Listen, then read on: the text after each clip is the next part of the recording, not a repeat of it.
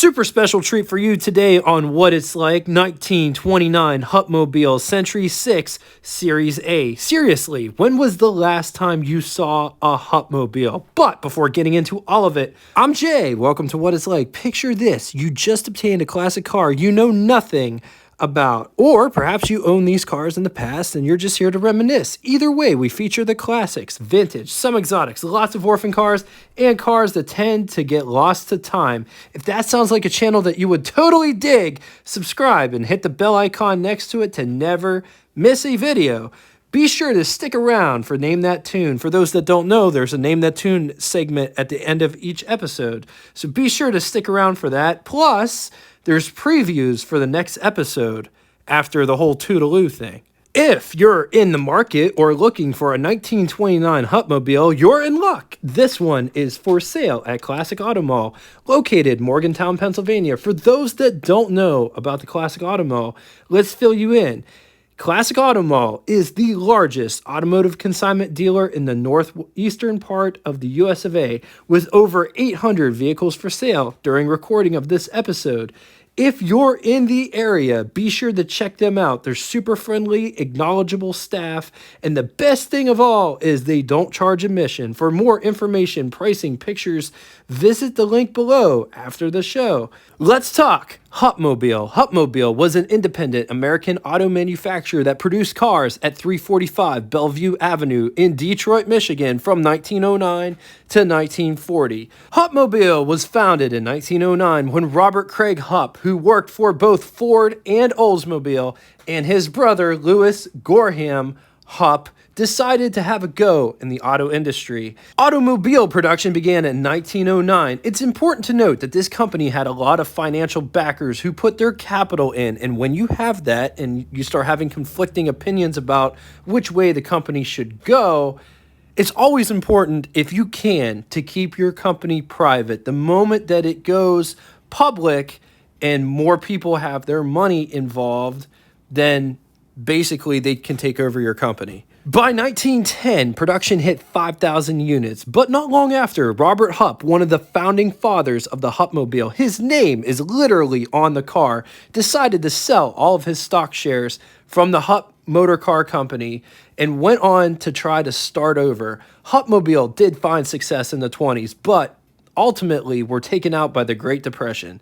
And man, just the thought, if they could have just made it just a wee bit longer for World War II, that might have changed everything. Just think about it. But no, GD had to pull out his 9 and shoot old Hupp in the stomach, and it took him 9 years to die.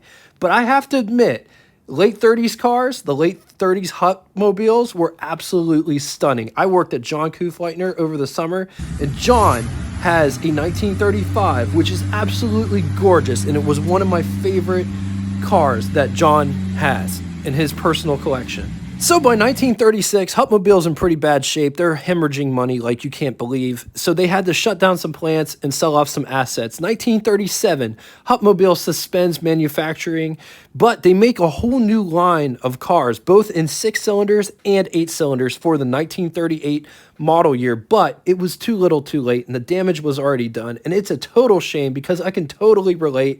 My family has been on this Monopoly kick and I was winning the last time we played. I had hotels on all of the slums, and the key to that game is to be the slumlord. Those properties are cheap to buy and build. So that was working for me until I got to roll twice, and both rolls were bad. So I'm broke, and I'm saying jail, jail, jail, jail, because at least in jail, you're safe there, and you have the possibility of getting paid. But instead, I land on another hotel, and then I have to break apart my empire. And that really hurt, but my houses were just plastic Monopoly houses. Hupmobile had to do the real thing, thinking things will get better. You always think things will be better, but they didn't, and I went bankrupt next turn. In 1938, Hupp paid $900,000 for the tooling to build the Cord 810 and 812. Hup wanted to offer the Cord design in a lower-priced conventional car called the Skylark. Hupmobile worked a deal with Graham Page to share the Cord dies. Both Hup and Graham sold their own versions of the car. Graham was called the Hollywood, and the Hupmobile's design was the Skylark, with very little changes between the two models. Only 319 Skylarks were ever made. Some sources say 375 because there was 35 prototypes made and 39. Getting back to the 1929 Hupmobile, let's talk Hupmobile model lineup. It was broken down into two series, Series A and Series M. Series A cars were powered by a 6-cylinder and rode a 114-inch wheelbase. Series M cars rode a 120-inch wheelbase and was powered by a straight 8. It's also important to note that Hupmobile used Murray for their coach builder. The Series A as well as the Series M could be had as a 5-passenger tourer, 7-passenger tourer, roadster, brougham, coupe, sedan, 5-passenger cabriolet. Series A could also be had as a 2-passenger cabriolet. Series M could be had as a 5-passenger town sedan, 7-passenger sedan, and limo, which rode a longer 130-inch wheelbase. Hupmobile competed with Studebaker, Franklin, Nash, Hudson, Buick, Oldsmobile, Chrysler. Let's talk specs. It rides a wheelbase of 114 inches. Price, $1,395, which is equivalent to you spending $24,311.34 in the year 2023. Total 1929 production. This is across both the A series and M series and all of the body styles. 50,579. Moving on to engines. Only one engine on offer for the Series A. 212 cubic inch displacement, flathead 6, 3.5 liters. It makes 57 horsepower. 3-speed manual transmission was the only transmission on offer. Let's talk styling of the Hupmobile. Now, if you take a look back here, from back here, this looks like a Chrysler, maybe even a Packard from the early 30s. Just look at how massive these headlights are. That's my hand for reference. I always wondered why the extended out to here. I heard that it was to put the bumpers on, but that's only half of it. It's to put the bumpers on, but also the fenders bolt to it. Also, it's a place for the leaf springs. They didn't have conventional springs, so they used leaf springs. Check this out. That feels like fabric. Almost like the fabric that they use on old ground cables for batteries. Feels like the same thing. I don't know what you would call that, but I just love the fact that you can see everything. You can see the whole brakes and everything that goes into it. Also notice there isn't a place to put a hand crank. Look at this bumper design.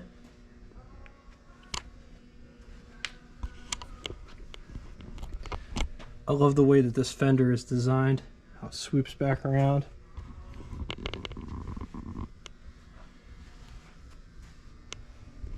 Accessory lights.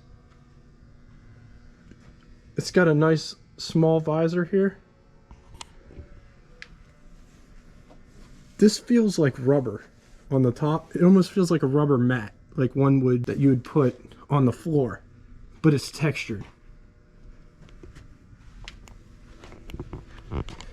Check out the fender situation back here. Wooden spoke wheels. How cool. Also, check out the running board situation. Here is my foot for reference. I wear size 12 shoes. It is wider up there than it is back here.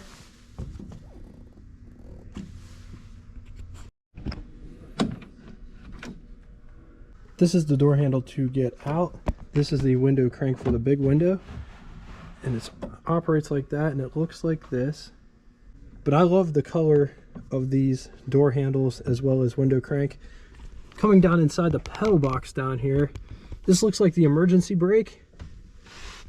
clutch, brake, gas pedal. Just notice how small these pedals are. I love the design, the textured parts of each look really cool.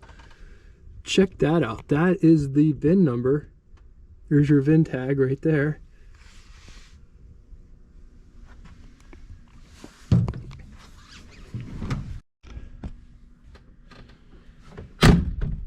Nice quality shut when you shut that. Here's what over the hood looks like. Here's what first person looks like. There's all kinds of switches going on with this. It says park, off, tilt. I'm not entirely sure what the other ones do. I don't know if they're for advance and retard of the spark. There's lots of room underneath the steering wheel. Just take a look at the simulated wood here on the dashboard. Right here it comes to a point. It actually juts out a little bit. Take a look at this gauge cluster. That is awesome. On to the button switches and knobs, moving from left to right. Headlights, amp meter, water temperature, speedometer in the top center. Notice it spins much like a Model A or an Edsel. Odometer and tripometer just below it. Ignition at the bottom. Gas gauge, oil pressure, choke. But it is really tight in here. You'd only be able to fit 2 across. Up above, windshield wiper motors right there. Aftermarket rear view mirror, maybe. It might actually be a standard rear view mirror because there's a clock inside the rear view mirror, which is very interesting. There isn't any sun visors up on top. There is a crank though, and you might be wondering, what does the crank do? Well, the crank is to crank the windshield out.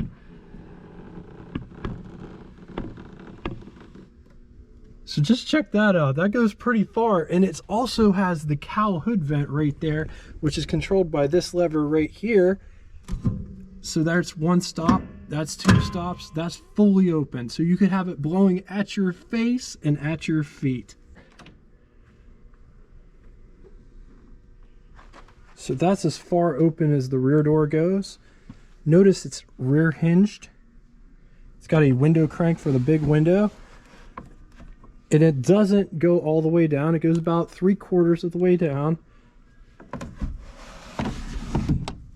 It's got a nice map pocket there, which has Hupmobile instructions, which are very handy to whoever's going to buy this car in the future. Door handle to get out, of course. And just check out all the space back here. It was kind of tight getting into the front, I'm going to be honest. All the space is reserved for the back. So getting into the rear, but before we do, here's a footrest. So that's when it's not in use. That is when it is in use. Nice quality sound. Man, here is the view from the back to the front. This almost feels like a limousine, like a chauffeur-driven car, because I am sitting way back here. Let me show you what I mean. Like, look at how far back I am. I got tons of space. I got tons of headroom. I had tons of space. The seat profile is slightly reclined. It feels like mohair. The seat back does dip down back here, but that seems to be the case with a lot of these cars, thus making my knees come up a little bit more. But this is how much knee space I have. So just check that out. It's from my forearm to my fingertip of knee space. This is for a blanket here to keep warm, because the heating systems wasn't that good back when this car was relevant. Nice armrest here. These windows go down. Oh, how cool. These windows do go down, and that's what that's for. That's to put the window down. Nice grab handle to hold on to. Curtain, if you didn't want to see the public. Same thing over here. Nice little knob to hold on to. Curtain. This window goes up and down, but that is a really, really weird, like, look at that window crank. That's a really weird window crank. Nice dome light at the top. There isn't a coat hook, but man, it's very spacious in this car. So spacious. And there's the light switch for the dome light. Out the back, that's what the visibility looks like out the back. And there's a nice curtain that you can put back there as well. Everything that's on the passenger side is on the driver's side. The window goes down, armrest over here. That's what arm would look like resting on it. Feels like you're sitting in a Victorian couch. This door over here also has a pocket. Coming to the rear back here, just take a look at how these bumpers are designed. This is where your gas tank is, right here essentially, and you put the gas in there. This one's got a spare tire. Could you imagine changing one of these tires on the side of the road? That would be really kind of crappy. Notice there's only one brake light. There isn't a brake light over here, but there is a brake light on the driver's side. Getting underneath the hood, there's 4 of these that hold the hood down, 2 on each side. So you just simply take these off like this.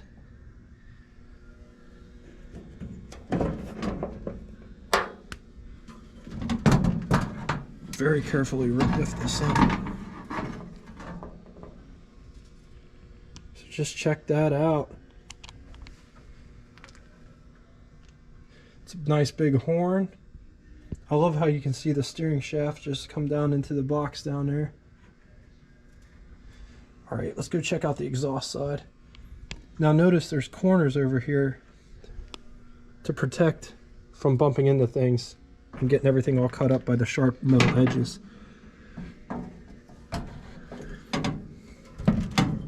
So when you get it down there, notice there's these little feet that whenever do you see how it does that?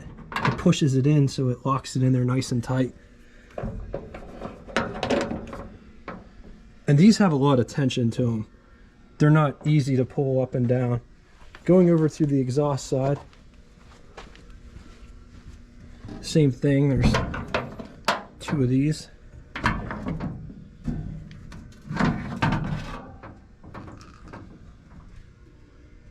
So there's the exhaust side, and that's what it looks like. It's got an updraft carburetor, it's on the bottom there.